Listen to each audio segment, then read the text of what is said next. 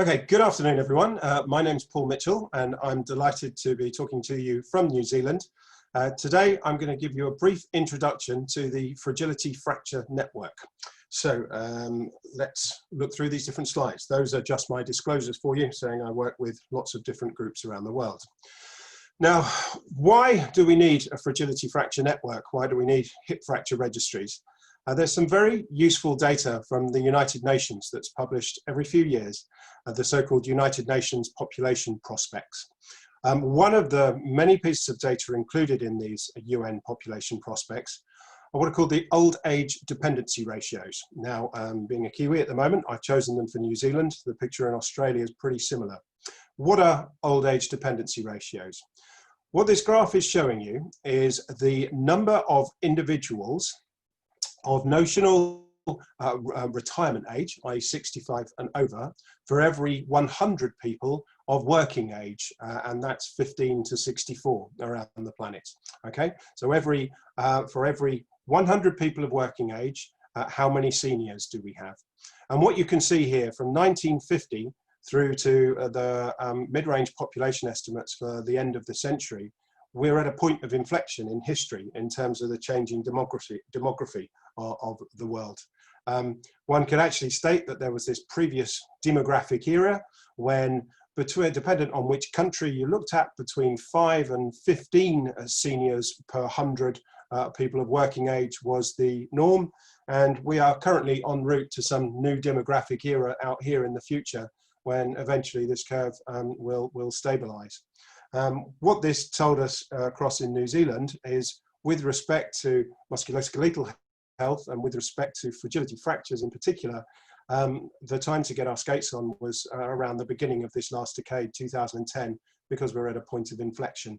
So if there was ever a time in history right now to really tackle fragility fractures and try to drive major quality improvement, it's now, because our demography is changing dramatically. Okay, so what is the FFN? So the Fragility Fracture Network is a global organization comprised of activists across the world, and there's a very healthy representation from Australia and New Zealand.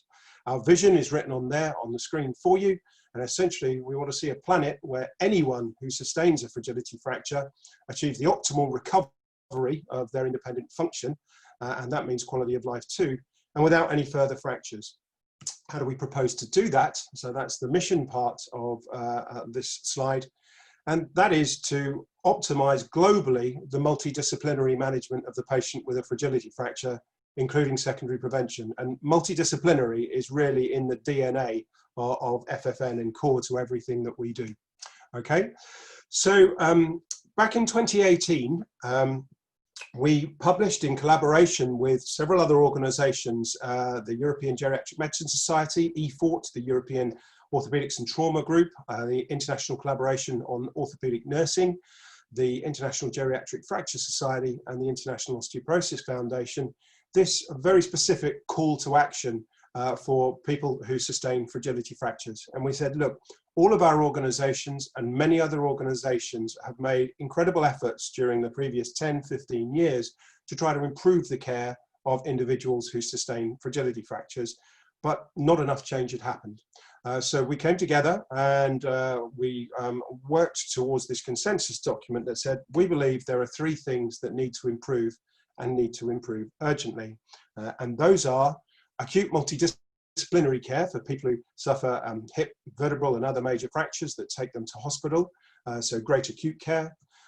Then when that is done, we need ongoing post-acute care of individuals who've sustained these fractures whose function's impaired. So excellent rehabilitation. And then when those 2 things are done, then we want to see rapid secondary prevention, so we stop these individuals sustaining second and subsequent fractures. We know that about half of individuals who break their hip have fractured another bone in the month or years before they break their hip. So these people are a prime target group for osteoporosis interventions and falls prevention interventions to stop them fracturing again. Okay, so how are you going to do that? Well, there was an inherent 4th pillar, if you like, of this call to action, which was articulated in terms of what we were proposing health professional societies do throughout the world.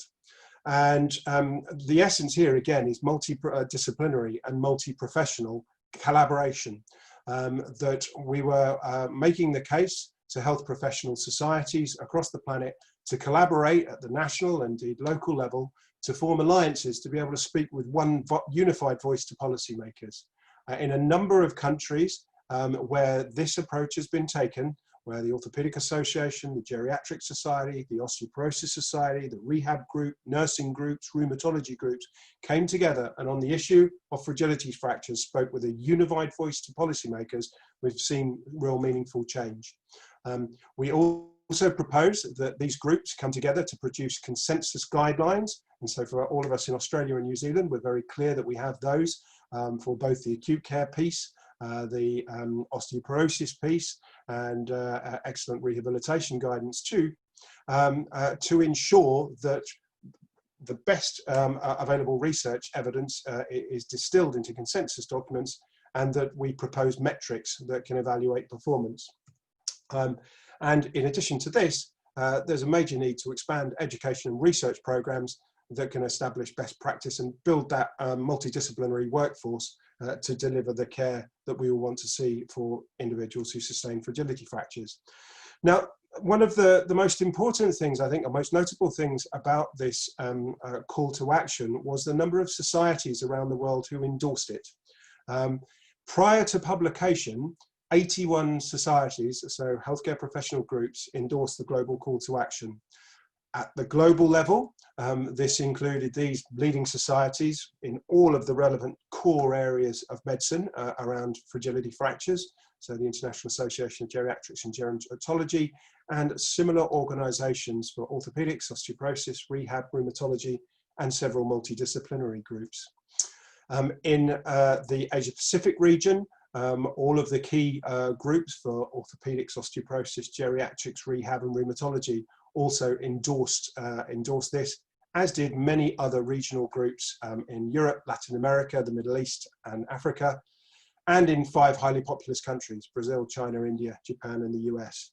The next slide is a little busy, but what I can say is since the paper was published in 2018, we're now up to about 130 organisations who have endorsed this. This includes the Stop Osteoporotic Secondary Fracture Alliance in Australia, which is a big umbrella group, as many of you will know. And in New Zealand, we were really delighted that in addition to Osteoporosis New Zealand, the 3 New Zealand government agencies under the auspices of the so-called Live Stronger for Longer Alliance, which is a multi-sector, multi-professional alliance, endorsed the call to action. So there's a real groundswell of support for this approach around the world. Something we think that at FFN could be useful is replication of the multidisciplinary nature of the global fragility fracture network at the national level. So formation of national fragility fracture networks. And we published a little guidebook to this last year, which outlines the key steps that a group of activists from the various specialty groups could take to instigate a national fragility fracture network that could be a catalyst for that national alliance of all of the relevant groups speaking with a unified voice to government. And there are quite a few of these that have been established now. Currently, there are 14 national FFNs, and a good number of them across Asia Pacific at various stages of development, several in Europe, one in the Middle East, and at the moment just Brazil and Latin America, who are doing wonderful things, and Mexico will be coming soon. In addition to those national FFNs, there are other non-FFN related national alliances which bring together the multidisciplinary stakeholder groups. So as I've said, in Australia, SOS Fracture Alliance; in New Zealand, the Stronger for Longer Alliance; in Spain, the CEFRAUS organization; and the United States, the American Academy of Orthopedic Surgeons, and many other leading groups there have formed a Fragility Fracture Alliance with broadly similar intentions. So there's a whistle-stop tour of what the FFN is all about for you. One of the beauties of the FFN is you can join for free. So if you go to this link here, www.fragilityfracturenetwork.org/membership, you can join the FFN for free today. And there's a really useful, exciting suite of resources and more resources that we're developing this year that will become available on the website.